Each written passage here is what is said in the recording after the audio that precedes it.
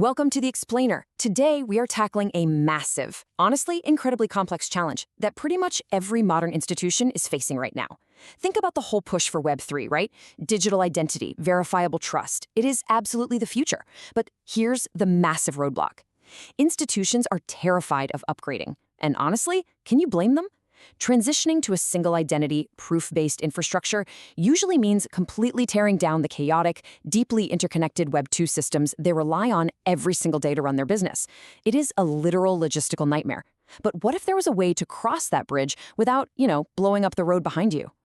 And that brings us to the core dilemma. How exactly do institutions upgrade to this new world of verified digital identity without utterly destroying their current systems? Because the fear of the rip and replace model is very real. Nobody wants to pause their business, rebuild all their databases from scratch, and retrain their entire staff just to adopt a new digital trust layer. No way. They need a bridge. Or actually, to be more accurate, they need an adapter. And that is exactly what we're going to unpack today. Okay, let's dive into this. Here is our roadmap for today's explainer. We'll start with the Web2 dilemma, then we'll officially meet CidenBridge. From there, we'll look at the institutional workspace, break down the connection and integration process, go over the 90-day pilot, and finally look at preparing for digital money. All right, kicking things off with Section 1, the Web2 dilemma, or the friction of fragmented systems. Let's just look at the stark contrast here. On one side, we have the messy, fragmented Web2 reality. Most institutions today are running on this crazy patchwork of scattered forms, disconnected emails, WooCommerce, massive Excel spreadsheets, and old CRM systems. It's highly manual, right? Now, on the other side, we have the unified Cidentia ecosystem. This is a world driven by a single verified identity, cryptographic proof hashes, and automated audit logs. But here's the catch. Telling an institution to just abandon everything on the left to get everything on the right all at once, that's just not realistic. It is a complete non-starter. Which brings us to Section 2. Meet CidenBridge, the transition adapter. So we clearly need a solution that bridges this gap. We need a way to connect these two very different worlds without tearing down the house. Enter CidenBridge. This is the institutional access point into the Cidentia ecosystem. It's honestly best to think of it not as some massive new platform you have to move into, but as a transition adapter. Think about a standard power adapter. When you buy a new appliance from a different country, you don't rewire your entire house's electrical grid to plug it in, right? You just use an adapter. CidenBridge basically tells an institution, hey, keep your existing website, keep your current backend, do not create a second identity system. Just plug into CidenDB as your identity authority.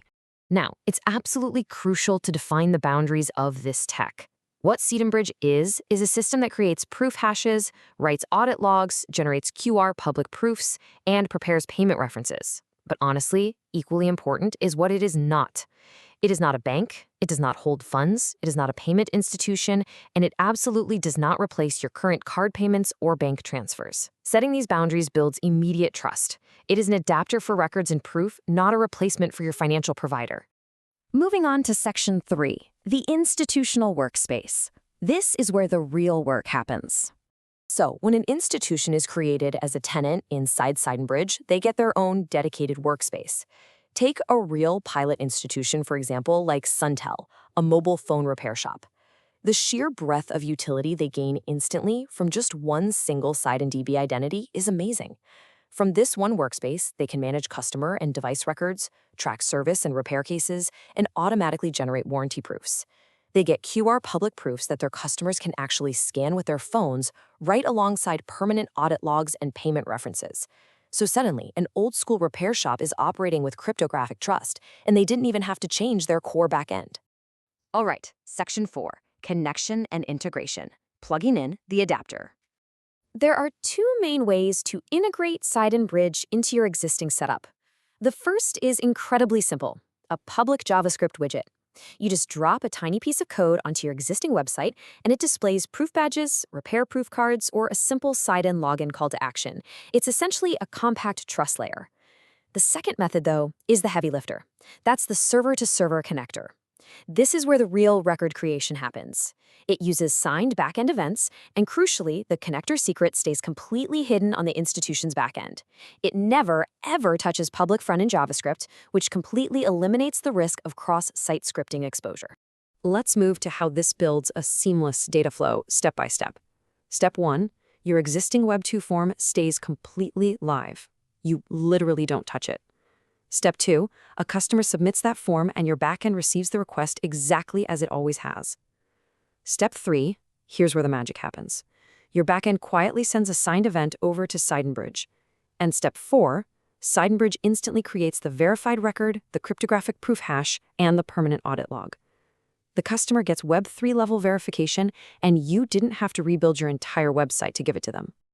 Section 5. The 90-day pilot, a risk-free adoption model. To completely lower the barrier to entry, CidenBridge uses a 90-day institutional pilot model, and this brilliantly illustrates how safe it is to test. On day 1, the pilot starts. The institution gets to test everything in the real world. Fast forward to day 75, and a review window opens up. But the absolute most important part is day 90. The decision to continue at that point is entirely manual. There's no automatic billing, no surprise charges on your credit card. If they want to stop, they can just move their records into a read-only archive mode. It gives institutions a completely safe, stress-free way to test the system without any immediate commercial risk. Finally, Section 6. Preparing for digital money. Future readiness. So here's the really big picture. CidenBridge prepares institutions for digital money. Remember earlier when we said it's not a bank and doesn't hold funds? That's true. But what it does do is generate verified payment references today.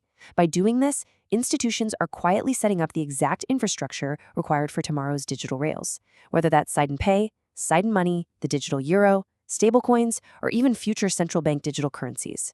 When those payment rails inevitably go live, the institutions that are using CidenBridge are already plugged in and ready to go.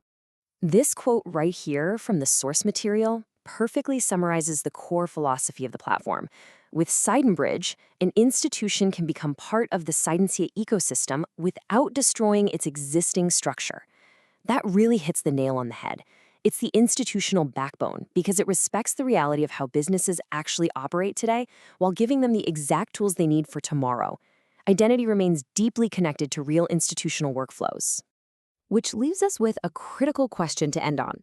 Look at your own operations. Are your legacy systems ready to adapt to the future of verified digital identity and digital money? Or will they remain fragmented and disconnected? The bridge has been built. The only question left is, are you going to plug in the adapter? Thank you so much for joining me on this explainer, and keep exploring the incredible potential of this infrastructure.